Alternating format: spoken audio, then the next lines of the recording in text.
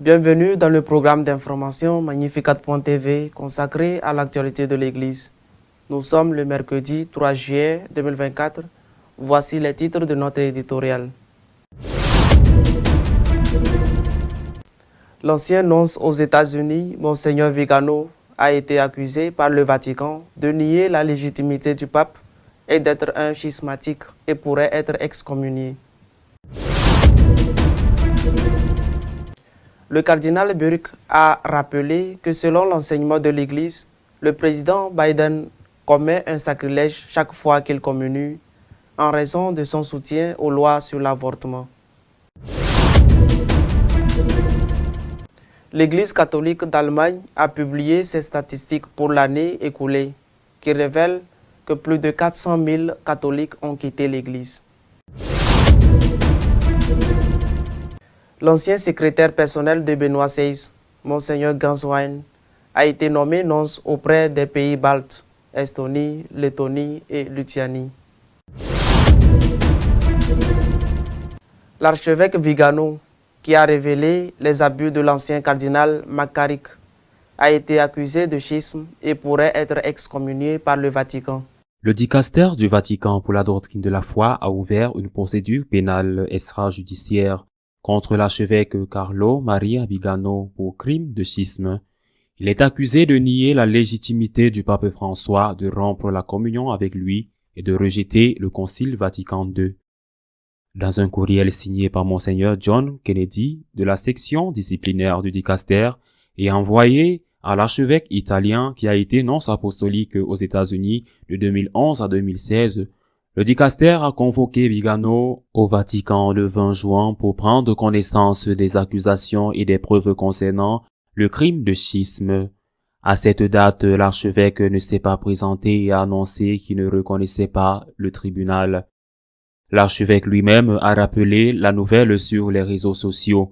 Le dicastère pour la doctrine de la foi m'a informé par un simple courriel de l'ouverture d'un processus pénal extrajudiciaire contre moi avec l'accusation d'avoir commis le crime de schisme et d'avoir nié la légitimité du pape François, d'avoir rompu la communion avec lui et d'avoir rejeté le Concile Vatican II.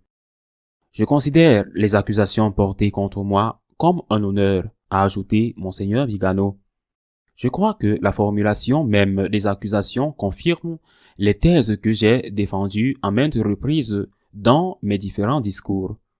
Ce n'est pas un hasard si l'accusation portée contre moi se réfère à la remise en cause de la légitimité de Jorge Mario Bergoglio et au rejet du Concile Vatican II. Le Concile représente le concert idéologique, théologique, moral et liturgique dont l'Église synodale bergoglienne est la métastase nécessaire. Dans une seconde note, l'archevêque Vigano déclare ce qui suit. Ma décision, certes douloureuse, n'est pas le fruit de la précipitation ou d'un esprit de rébellion, mais elle est dictée par la nécessité morale qui, en tant qu'évêque et successeur des apôtres, m'oblige, en conscience, à rendre témoignage à la vérité, c'est-à-dire à Dieu lui-même, à notre Seigneur Jésus-Christ, assure l'archevêque. Monseigneur Vigano dénonce dans son exposé des motifs que nous nous trouvons dans la situation surréaliste où une hiérarchie se définit comme catholique et exige donc l'obéissance au corps ecclésial, alors qu'en même temps, elle professe des doctrines que l'Église avait condamnées avant le concile et qu'elle condamne comme hérétiques des doctrines qui, jusqu'alors, avaient été enseignées par tous les papes.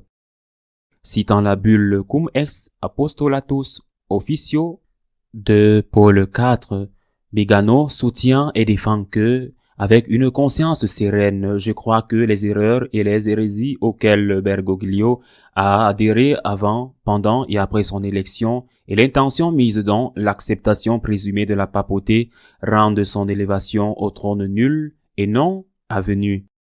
Monseigneur Vigano appelle tous les évêques à sortir de leur léthargie et à dénoncer toutes les erreurs et déviations que nous avons trop longtemps tolérées, car nous ne serons jugés ni par Bergoglio ni par le monde, mais par notre Seigneur Jésus-Christ. L'archevêque va jusqu'à dire qu'il n'est pas possible d'être en communion avec le pape car Bergoglio ne peut pas être considéré comme un membre de l'Église en raison de ses multiples hérésies et de son aliénation manifeste et de son incompatibilité avec le rôle qu'il joue de manière invalide et illicite. C'est pourquoi Vigano affirme solennellement qu'il accuse George Mario Bergoglio d'hérésie et de schisme, et en tant qu'hérétique et de schismatique, je demande qu'il soit jugé et destitué du trône qu'il occupe indignement depuis plus de 11 ans. Pour sa part, la fraternité sacerdotale Saint-Pie X, communément appelée le Févrienne, s'est publiquement distanciée de Monseigneur Vigano en affirmant qu'elle reconnaît la légitimité du pape François et qu'elle ne rejette pas l'ensemble du Concile Vatican II, mais seulement certaines de ses parties, celles relatives à la liturgie, à l'œcuménisme et à la liberté religieuse. En outre, les lefèvristes ont déclaré qu'ils consacreraient de nouveaux évêques même si le pape ne leur en donnait pas la permission, ce qui aggraverait leur schisme avec l'Église catholique. En pleine campagne électorale américaine, le cardinal Burke a rappelé que le président Biden était excommunié en raison de son soutien à l'avortement. Dans un récent entretien avec Marthe Pratt, le cardinal Raymond Burke a condamné la réception de la Sainte Communion par le président Biden, en le qualifiant de sacrilège. Le cardinal Burke a souligné que la position de M. Biden en faveur de l'avortement était incompatible avec les principes catholiques. S'exprimant sur la manière dont les catholiques américains peuvent mieux vénérer Jésus-Christ dans la Sainte Eucharistie, le cardinal Burke a souligné l'importance d'approfondir la foi dans le Saint-Sacrement. Il a fait remarquer que l'un des signes de cette foi a été perdu et qu'une personne comme M. Biden, qui soutient de manière impénitente l'avortement légal, le meurtre des bébés innocents, peut recevoir la communion. Le cardinal Burke a noté que M. Biden prétend être un fervent catholique et pourtant il est en faveur de l'avortement des bébés, même dans le canal de naissance, et est également en faveur de l'agenda transgenre qui est une rébellion complète contre le plan de Dieu pour nous. C'est un sacrilège, a-t-il poursuivi, ajoutant qu'il ne devrait pas être autorisé pour son propre bien et pour le bien de toute l'Église. Il a ajouté qu'insister sur le fait qu'un homme politique qui soutient un péché grave ne devrait pas recevoir la communion, qui, a-t-il souligné, est le Christ lui-même. Ne pas faire du bastingage de la communion un champ de bataille, mais simplement du respect pour notre Seigneur Jésus-Christ. Ces remarques interviennent en pleine campagne électorale américaine, alors que l'on se demande si Joe Biden devrait se présenter en raison de son état de santé. Son adversaire, M. Trump, a déclaré à un groupe d'évangéliques que s'il était réélu, il aurait l'intention d'aider les militants pro-vie qui ont été emprisonnés par le ministère de la Justice de M. Biden. Ces propos indiquent qu'il les graciera probablement. Nous examinerons rapidement le cas de tous les prisonniers politiques qui ont été injustement victimes du régime Biden, afin de les sortir du goulag et les rendre à leur famille à laquelle ils appartiennent, a déclaré l'ancien président. M. Trump a évoqué en particulier le cas de Paula Arloy. Cette dernière, âgée de 75 ans et souffrant de graves problèmes de santé, a été condamnée à 24 mois de prison pour avoir bloqué l'accès à une clinique pratiquant des avortements tardifs dans la capitale du pays. Elle a été condamnée en novembre 2023. L'année dernière, l'Église catholique allemande a perdu plus de 400 000 fidèles qui sont devenus des apostats parce qu'ils ne voulaient pas payer l'impôt religieux. Les statistiques de l'Église en 2023 ont été publiées en Allemagne. La situation de l'Église dans ce pays d'Europe centrale continue de se dégrader et rien ne permet de penser que la tendance va s'arrêter. Les données montrent que les baptêmes ont considérablement diminué par rapport en 2022. Avec 131 245 baptêmes en 2023 contre 155 177 l'année précédente. Le nombre de mariages religieux est passé de 35 467 à 27 555. Seuls 151 835 enfants ont reçu leur première communion au lieu de 162 506. La situation est similaire pour les confirmations. 105 942 au lieu de 110 942. Le nombre de paroisses en Allemagne a continué à diminuer en 2022. Il est passé de 9 624 à 9 418. Le nombre de prêtres est passé de 11 987 à 11 702 en l'espace d'un an. Le nombre d'ordinations sacerdotales est alarmant. Il n'y en a eu que 38 en 2023.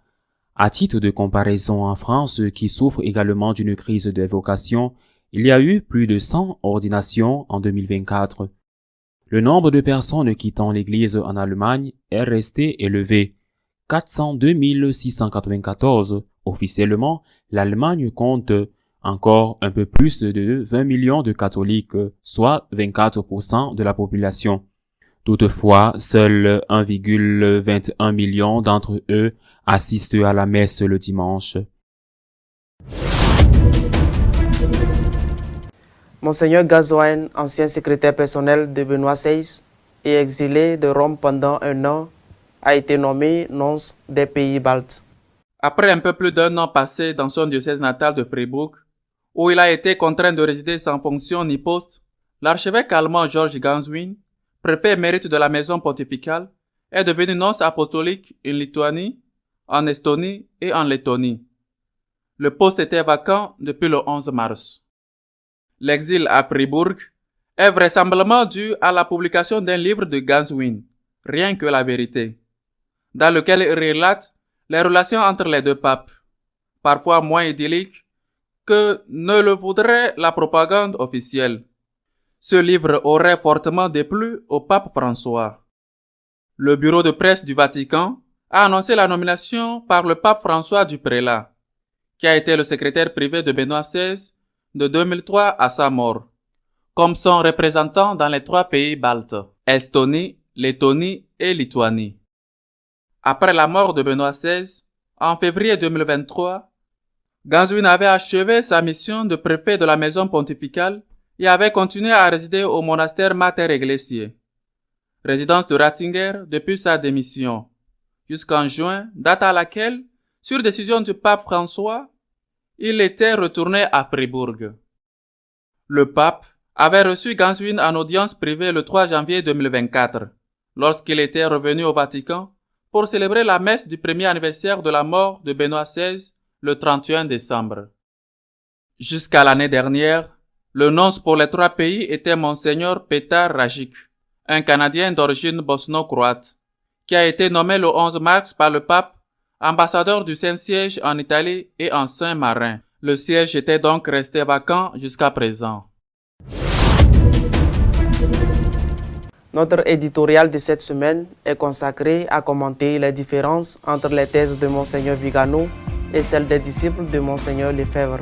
Lorsque l'on a appris la semaine dernière que Monseigneur Vigano, l'ancien nonce aux États-Unis, avait été convoqué au Vatican pour y être jugé, accusé d'avoir accusé le pape François d'hérésie et d'avoir rejeté le Concile Vatican II, risquant ainsi la peine d'excommunication. Beaucoup ont pensé qu'il serait logique qu'il rejoigne les disciples de Monseigneur Lefebvre, communément appelé lefebvriste ou lefebvrien, déclaré schismatique.